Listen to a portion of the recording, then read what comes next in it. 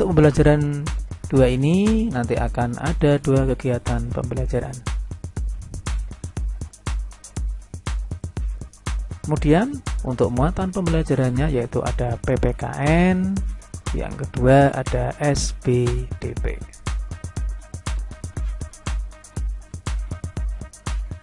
Kemudian tujuan pembelajarannya seperti berikut.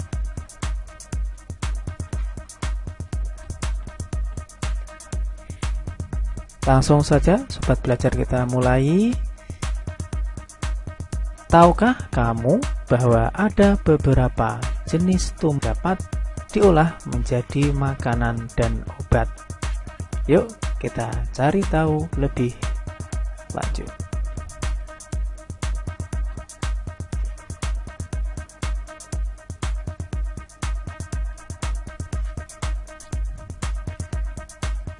Di Asia Tenggara, banyak tumbuhan yang dimanfaatkan untuk bahan makanan. Namun, di antaranya banyak juga yang dimanfaatkan sebagai obat. Asia Tenggara sebagai wilayah tropis memungkinkan banyak tumbuhan hidup. Oleh karena itu, masyarakatnya banyak bercocok tanam untuk memanfaatkan kesuburan tanahnya. Bawang merah sering dijumpai di dapur masyarakat Indonesia. Selain dipakai untuk bumbu, bawang merah juga bermanfaat untuk mengobati beberapa penyakit. Orang Jawa mengenalnya dengan sebutan berambang. Bawang merah hidup di daerah Asia Tenggara.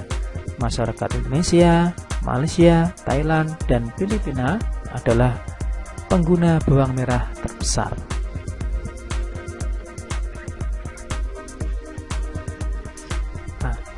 Pada hari libur, Lani dan teman-temannya merencanakan untuk berkumpul di rumah Edo.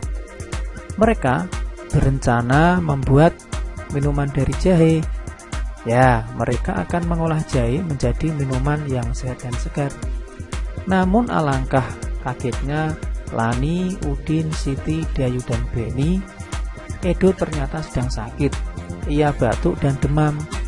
Edo terbaring di tempat tidur. Mereka akhirnya bersepakat membuatkan wedang jahe untuk Edo. Di belakang rumah Edo banyak tanaman jahe. Edo sangat senang. Persahabatan mereka sangat indah. Mereka memiliki latar belakang yang berbeda, namun semangat tolong-menolong di antara mereka sangat tinggi. Tentang sikap teman-teman Edo. Nah, sekarang tulislah pendapatmu pada kolom di bawah ini. Sikap teman-teman Edo sesuai dengan nilai yang ada pada sila Pancasila. Coba kalian ingat-ingat lagi kelima Pancasila berikut ini. Nah, tentu ya sih hafal dan ingat bunyi Pancasila ya. Yang pertama, ketuhanan yang Maha Esa, kemanusiaan yang adil dan beradab, persatuan Indonesia, kerakyatan yang dipimpin oleh hikmat kebijaksanaan dalam permusyawaratan perwakilan, keadilan sosial bagi seluruh rakyat Indonesia.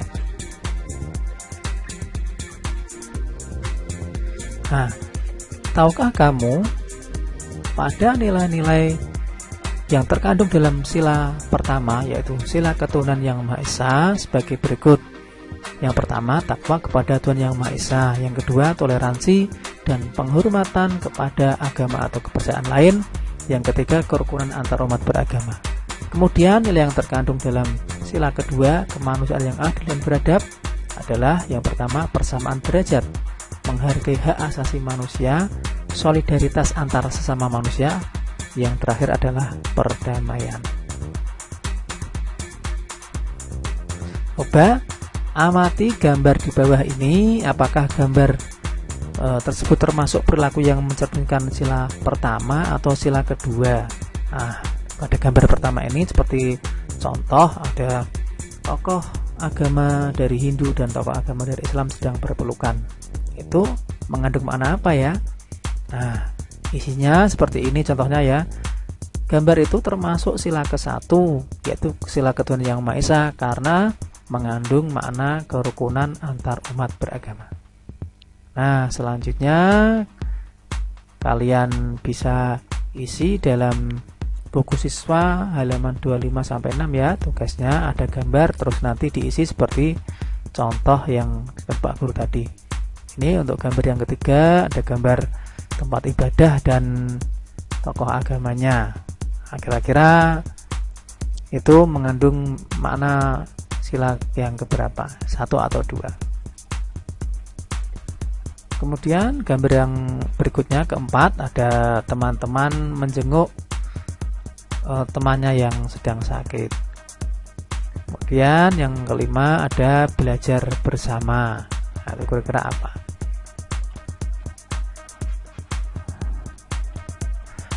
Manfaat tanaman bukan hanya pada buah dan bunga, bagian tanaman lainnya yang dapat dimanfaatkan oleh penduduk Indonesia dan Asia Tenggara adalah kayu. Banyak produk seni yang terbuat dari kayu, salah satunya adalah patung. Kamu bisa membuat patung seperti mereka. Namun kali ini kamu akan belajar membuat patung dari bahan lain, yaitu dari tanah liat atau lilin malam. Patung Nusantara terbuat dari tanah liat. Patung-patung tersebut sangat diminati baik oleh wisatawan lokal maupun mancanegara. Ayo kita praktikkan membuat patung Nusantara dari tanah liat. Nah, coba ayo kita mengamati amati aneka kerajinan patung tanah liat dari daerah Kasongan, Yogyakarta berikut ini. Nah, di sini ada gambar patung Semar, patung orang menari, patung orang main musik. Nah, bagaimana pendapatmu ketika melihat patung tersebut? Jelaskan apa saja keterampilan yang diperlukan untuk membuat patung. Dan terakhir, menurutmu bagaimana cara membuat patung tersebut? Nah, proses pembuatan patung Nusantara dari tanah liat. Pembuatan patung tanah liat dapat dilakukan dengan teknik cetak, tekan maupun ukir.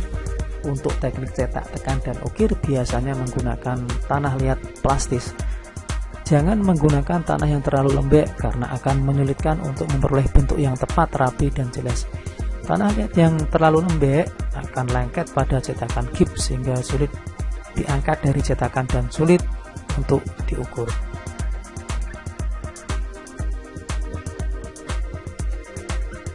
Untuk kegiatan membuat patung Nusantara ini, kamu dapat menggunakan tanah liat yang dapat ditemukan di sekitar tempat tinggalmu. Jika di sekitarmu tidak terdapat tanah liat, maka kamu bisa menggunakan lilin atau plastisin. Kamu dapat membuat sendiri adonan plastisin dari tepung dengan langkah-langkah sebagai berikut. Nah, ini bisa dibaca sendiri sobat belajar cara untuk membuat adonan plastisin atau malam ya, buat mainan. Ini adalah bahan-bahannya.